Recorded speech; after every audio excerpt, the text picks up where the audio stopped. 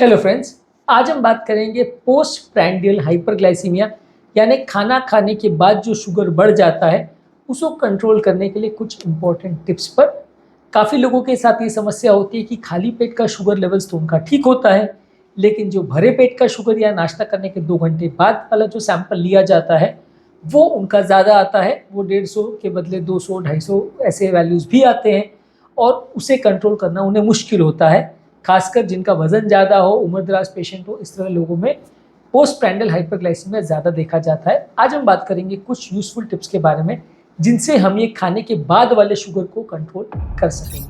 Topic पर जाने से पहले जो लोग हमारे चैनल पर नए हैं उन्हें रिक्वेस्ट करूँगा कि चैनल को सब्सक्राइब करें, वीडियोज़ को लाइक और शेयर करें।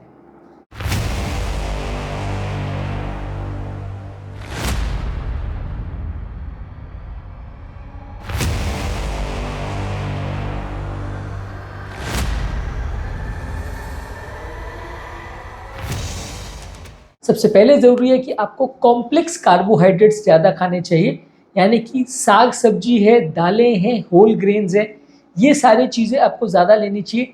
सिंपल कार्बोहाइड्रेट जो जल्दी ग्लूकोज रिलीज़ कर देता है वो शुगर लेवल जल्दी बढ़ाता है, इससे आपका शुगर लेवल कॉम्प्रोमाइज़ होता है और खाने के बाद का शुगर वैल्यूज़ बढ़ जाता है। तो यदि आप कॉम्प्लेक्स कार्बोहाइड्रेट ज़्यादा लेते हैं तो शुगर वैल्यूज़ कंट्रोल करने में फ़ायदा मिलेगा। इसके अलावा फाइबर वाले खाने ज़्यादा खाइए, यानी साग सब्जी है, बीन्स हैं, दालें हैं, होल व्हीट है, ये सारी चीज़ें, फ्रूट्स वगैरह है, ओट्स है, ये सारी चीज़ों में फाइबर कंटेंट ज़्यादा होता है। ये फाइबर को बॉडी को पचाने में लगता है बहुत ज़्यादा टाइम, और यदि हम इस तरह का डाइट ज़्यादा लेते हैं, यानी डाइट में अगर हम फाइबर की मात्रा को बढ़ाते हैं तो खाने के बाद वाला शुगर वैल्यूज़ को कंपेरेटिवली कंट्रोल करना बॉडी को आसान होता है। क्योंकि मान लीजिए हमने खाना खाया और खाना खाने के बाद इसको पचाने में बॉडी को 3 घंटे या 4 घंटे लगते हैं, तो धीरे धीरे करके ब्लड में शुगर जाता रहेगा, और जो धीरे धीरे ब्लड शुगर जाएगा तो बॉडी को उसको मैनेज करना, उसको इंसुलिन लेवल्स बढ़ा पाना और शुगर लेवल्स को ना बढ़ने देने में थोड़ी मदद मिलेगी। तो फाइबर वाली चीज़ों को ज़्यादा खाएं, कॉम्प्लेक्स कार्बोहाइड्रेट ज़्यादा खाएं। इसके अलावा बैलेंस डाइट लीजिए। कई बार लोग का होता है कि एक ही तरह का खाना को खा लेते हैं, पिज़्ज़ा खा लिया, बर्गर खा लिया, एक ही तरह का खाने को खाते हैं। पर बैलेंस डाइट का मतलब ये है कि उसमें निश्चित मात्रा में proteins, carbohydrates, fibres, vitamins, minerals सब कुछ होगा, एक संतुलित आहार होगा।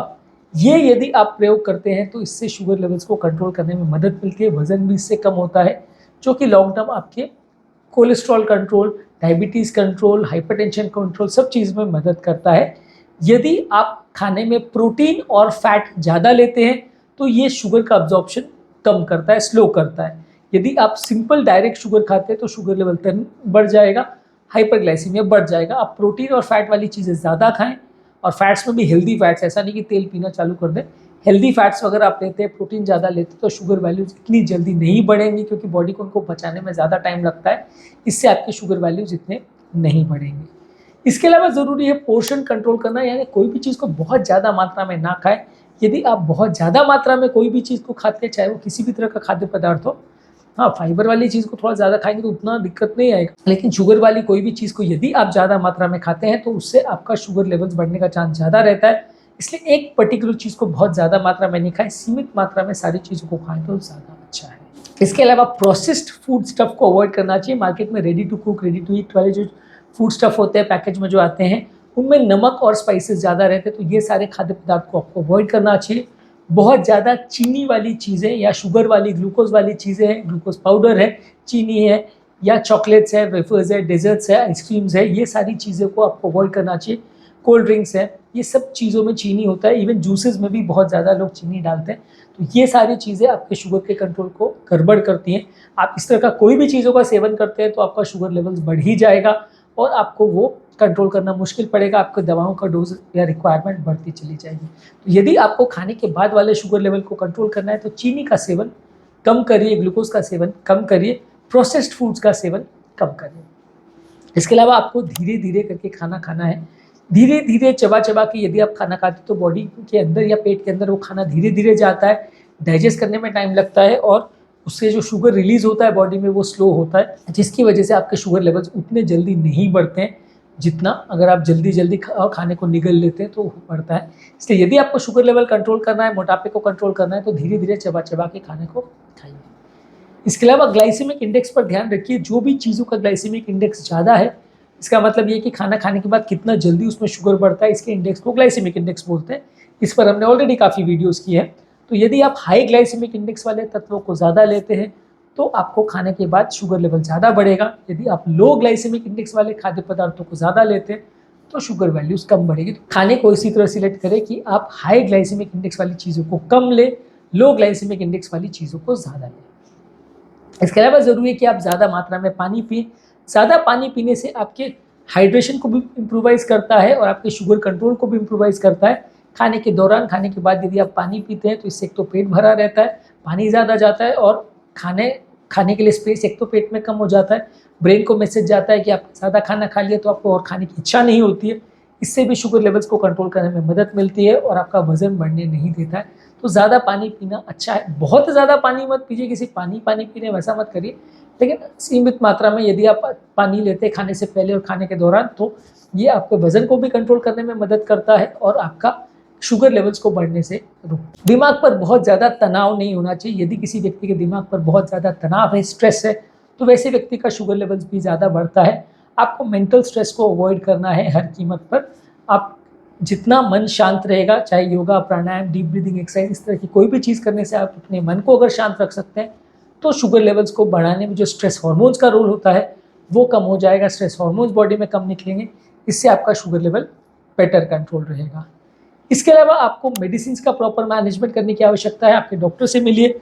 वो खाने के बाद वाले शुगर लेवल्स को कंट्रोल करने के लिए कुछ स्पेसिफिक मेडिसिन आती हैं जो खाने के पाचन को भी रोकती है और इंसुलिन लेवल्स का एक्शन को भी इम्प्रोवाइज करती है। ये सारी चीज़ें आपके शुगर लेवल्स को कंट्रोल करने में मदद करेंगी। इसके अलावा आपको डाइटिशियन को मिलना चाहिए, उनसे उन चीज़ों के बारे में पूछना चाहिए जिन चीज़ों से आपके पोस्ट पैंडल शुगर लेवल्स को कंट्रोल करने में मदद मिलेगी। वो खाद्य पदार्थों को आपको ज़्यादा मात्रा में लेना चाहिए और जो खाद्य पदार्थों से शुगर लेवल्स आपका बढ़ता है या कंट्रोल उसका गड़बड़ होता है उनको आपको अवॉइड करना चाहिए। तो खाने को प्रॉपरली चूज़ करेंगे तो ज़्यादा अच्छा रहेगा। डाइटिशियन से मिलिए, वो आपको प्रॉपरली गाइड करेगा कि कौन से खाद्य पदार्थ लेने चाहिए, कौन से नहीं लेने चाहिए। इसके अलावा आपको अल्कोहल सीमित मात्रा में लेना चाहिए। यदि आप अल्कोहल को ज़्यादा मात्रा में लेते हैं तो ये भी आपके लिए अच्छा नहीं है। आप ज़्यादा मात्रा में अल्कोहल को लेते हैं तो शुगर लेवल सडनली बढ़ता है, कंट्रोल करना बॉडी को मुश्किल पड़ता है। तो अल्कोहल को डाउन करें, उसको ज़्यादा ना लें।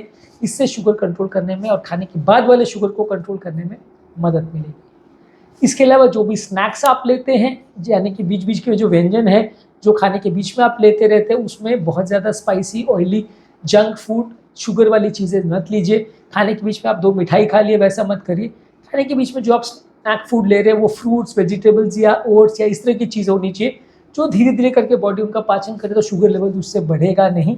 शुगर लेवल को कंट्रोल करने में आप जो स्नैक्स बीच बीच में लेते हैं उस पर भी विशेष ध्यान देना ज़रूरी है। इसके अलावा ज़रूरी है कि अपना blood sugar level properly check करें। कई बार क्या होता है कि हमें पता ही नहीं होता कि हमारा कौन सा शुगर लेवल ज़्यादा है, कौन सा कम है। हम 3 महीने 6 महीने में एक बार शुगर कराते हैं, ना फास्टिंग का पता रहता है, ना पोस्ट पैंडल का पता रहता है, ना हम सैंपल्स को टेस्ट कराते हैं। कराने भी जाते हैं तो खाली पेट का करा के फिर वापस आ जाते हैं, पोस्ट पैंडल कराते ही नहीं है। तो ये सारी गलतियाँ मत करिए। अगर आप रेगुलरली शुगर को चेक नहीं करेंगे तो पता नहीं चलेगा कि कौन सी वैल्यू ज़्यादा है, कौन सी कम है और खाने में क्या चेंजेस की आवश्यकता है, कौन सी चीज़ों को खा के आपका शुगर ज़्यादा बढ़ रहा है, ये सारी चीज़ों का पता नहीं चलेगा। इसलिए बीमारी के बारे में कंट्रोल अगर आपको करना है तो जांचें ज़रूरी है, रेगुलरली उसको टेस्ट करना ज़रूरी है। इसके अलावा भी इस टॉपिक में और ज़्यादा पॉइंट्स हैं। टॉपिक ऑलरेडी काफ़ी लेंदी हो गया, इसलिए हम यही इस पार्ट को फिनिश करते हैं। सेकेंड पार्ट में और कुछ 15 पॉइंट्स हैं जिनको हम डिस्कस करेंगे। उम्मीद करूँगा कि आज के टॉपिक में आपको कुछ नई बातें जानने को मिली होगी। जो लोग हमारे चैनल पर नए हैं उन्हें रिक्वेस्ट करूँगा कि चैनल को सब्सक्राइब करें, वीडियोज़ को लाइक और शेयर।